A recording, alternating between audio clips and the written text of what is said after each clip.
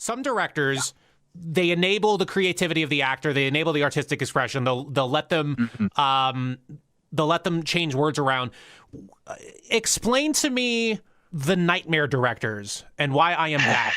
Oh, I don't know if you're a nightmare director. You are a very I feel like a nightmare director. Yeah, I feel like a nightmare. Particular director.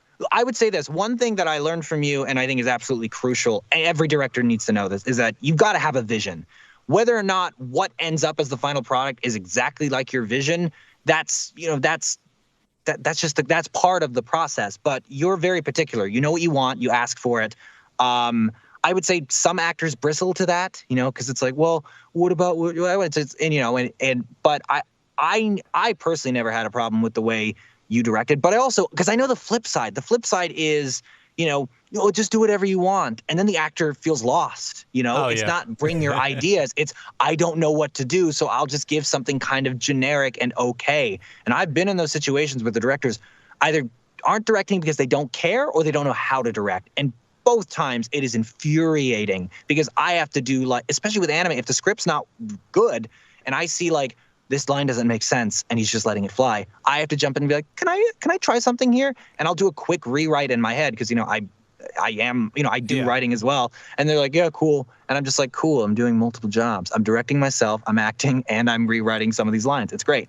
So there's a balance that needs to be there. But nightmare directors, I would say I wouldn't call you a nightmare director, but nightmare directors certainly exist, and it's usually just raging assholes. But you don't get many of that in anime because it's so low budget and everyone's replaceable. You can't be a raging asshole publicly.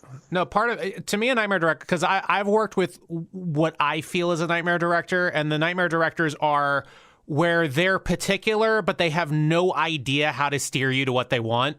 Yeah. I've worked with a couple guys like that. Like, I mean, I'm not even like, people call me a voice actor sometimes. It's like, dude, if I'm a voice actor, I am the worst achieving voice actor in the history of voice actors. I don't audition. Like, I don't, but like, but yeah, no, like I've dealt with guys where they're like, maybe do this thing with your mouth, but you don't use that, but you do this, and I'll like try something. I'll try to be as original as possible, trying to do what they want. They're like, oh, no, like don't use your body. And I'm like, what? Like, it's like, so stupid. Yeah. There's a lot of that. There's two things that really infuriate me now, and especially now that I'm working a lot more on the production side, is like when people don't know how to do their jobs, it can ruin the entire production. Like I've had productions where the scripts were so bad, it slowed our recording pace by half. And do you know what that means when we have deadlines and I have to rewrite almost every line because it's incoherent or it's not matching the flaps and all that, and we have to slow it by like 50%. Hell, slowing it to 75, 80% means that we're pushing our deadline back like by days, weeks. Like it's a nightmare, and it frustrates me. There's a lot of incompetence in the entertainment industry in general, and I see a lot of it in my own field. And it's a weird thing that, like, I don't know if it's because I think it's a number of things. I think the old guard doesn't always do a great job training new people. Like, I think part of it is because these production schedules are so fast, so we don't have time, learn on the job, and then it creates production slowdown. But I also think that, like, there is a lot of sort of unconscious or not outright encouragement to kind of pretend to be something. Like, oh, I'm a writer. Oh, okay, show me stuff you've written. Oh, I don't have any of that. Then you're not a writer.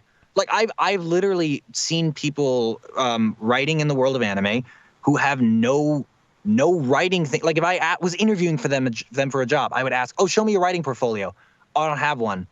Like, then what? Like, what do you mean you're a writer? And bringing it back to the directing thing, it's like if you don't know how to communicate, if you don't have a vision, if you don't know how to communicate with actors because they are weird creatures, you can give mechanical directions, but they're not machines. They're feeling sensitive human beings. So you need to know how to speak the language of actors and to give them something that they can run with and like, oh yeah, this is a tool I can play with and try it this way. And if you don't if you don't know how to invite, that's part of inviting them into the creative process, and keep pace. Know that, okay, I have to get this many lines done within this hour, and then within this session, and then I need to make sure the actor can take a break so they can decompress, and then we can come back and they're going to be fresh for the next hour. No. Like, if you don't know what you're doing, it infuriates me, because again, it is a privilege to do what we do, and I hate people who pretend their way to it. Yeah. And yeah. No, for sure. No, so because you raise good points at that, though, I feel like I don't. What is it? So with the direction process, like, I feel like I end up having to just tell stories a lot. I have to tell a lot of stories. I have to. You're gonna think this is so stupid. I was working with some guy for class of 09. I can't remember who, but I had a read. I'm very pop culture centric, and I feel like I have a major cultural gap between myself and every voice actor. There's a huge cultural gap, and so that's what makes it hard. Where it's like, especially with class of 09, where this is very based on a very particular culture that is alive in some places but dead a lot of other places. And so it's how do you convey that? Like, there's no words other than, and I do the line read mimics because that is the only way. Like, I'm only going to be able to phonetically communicate it to people. I cannot give them 10 years of life experience for a certain thing. Yeah. And so it's weird. But one time I was doing a direction. I was like, I said, okay, you remember in Wedding Crashers when Owen Wilson was about to kill himself? Remember when he said, kindly leave? And he was like, I've never seen Wedding Crashers. I'm like, shit. But Wedding Crashers, that was all of my friends know about. Mike, do you know about Wedding Crashers? Yeah, of course. I love that movie. Yeah, okay. It's a great scene where he's got the book that's like, don't kill yourself. No, don't jump. That was it. Around. Don't jump. Yeah, don't jump. Yeah. But it's again, it's how do I, do Wedding Crashers was it was such a thing, growing up for me. And it's like I watched anime too, but it feels like I'm just talking to people who only watch anime. And and so it's strange. How do you, oh my God. I don't know. It's weird. One thing I do sometimes, or I'm directing, instead of, because I know some actors really don't like line reads, and because a lot of times it's well, you're just doing the job for me. One thing I'll do is I will say something else, but in the tone that I want. So if the line is I need you to leave, I won't be I need you to leave. I'll be I need you to say the line and just you're really done with this, and you want to focus on what you're doing next because they're annoying you. I'll do that sometimes because is that Meisner? What is that? I don't know what the technical term would be, but it's basically I talk to them in the tone I want. And that kind of, again, that puts them in the emotional space. And that's really the best. I mean, the best way actors to communicate with an actor is just speak to the emotions. For comedy, it doesn't. Yeah, for comedy, it's hard as hell, though. You literally. Yeah. Because also, if you're not funny, you're not funny. That's the one thing about comedy. Yeah, that's the thing with the voice actors, Griffin. Yeah. Yep. I know. I've been in shows where I'm oh, this person's not funny. And it's a comedy, and it doesn't work. They're a great voice actor, but they're not funny. And that's one of those things in creativity. It's you can be a great actor, doesn't mean you're funny. Comedy is a very different beast, and if you don't, it's not even understand timing, or the rules of comedy from a textbook. It's no. If you're not funny, you're not funny. And I can't teach you. I can't. No one can. Oh, no, yeah. A lot of, sarcasm, that's a hard one for a lot of people, where it just kind of sounds... you just stretch out your words.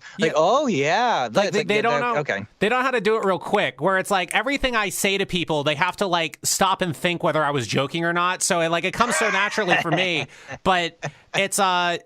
Sorry, I'm going through the rest of our notes here, trying to see what else we can get to here. Well, okay, so in terms of culture and in terms of acting, obviously you've had to have somewhat of a come up, but I guess what is a way that we're all born with sort of shells, culturally speaking, and I guess what is a way from 18 to 25, I guess, or whatever, what is a way that you have broken out of your cultural shell, so to speak, because I've noticed that is sort of that's not common for actors.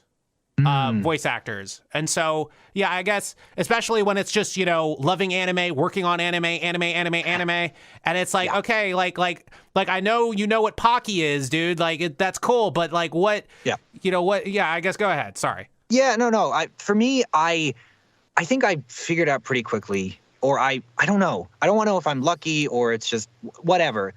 The thing I love about acting or storytelling and all of it is like, I just think people are really interesting. Like, I think they're like, we're weird and we're really fascinating. We're all very different and very similar in weird and like crazy, like coincidental ways. But the point being is like I want to experience life through people and through stories and through what people have gone through. So when it comes to like, how did I get out of my cultural bubble? It's like, well, I'm interested in what lives other people have led and how it made them feel the way they feel or see the world in the way they do. And self-reflectively, I like looking back on my life and it's like, well, what did I grow up with? What things did I internalize that turned into coping mechanisms, that turned into the way that makes it so that I favor this type of person or don't favor this or whatever. So I try at my best to kind of stay in that realm and to always be constantly interested in people and not just, I think I don't know. I don't want to generalize, but I'm going to. Sometimes the actors, they fall into acting because it's a safe space, because they couldn't be their weird selves anywhere else because people made fun of them. But in the theater or in anime or whatever outlet for their creativity, like they could be whatever they wanted, and they didn't have to do any self-reflection. They didn't have to worry about all of that. They could just feel safe and it's okay the way they are. And I think that's true at one level. Like, you can't hate yourself so much like for what you are now that becomes detrimental, because then you just hurt yourself or hurt other people. But you also have to balance that with like, you're not all you could be. Like, you're kind of pathetic and limited, and you could be so much more in your life. And part of growing is opening yourself up to, well, other experiences, reflecting on your own, and all of that. I know this is all like mushy gushy and very like philosophical, but the point being is it's like,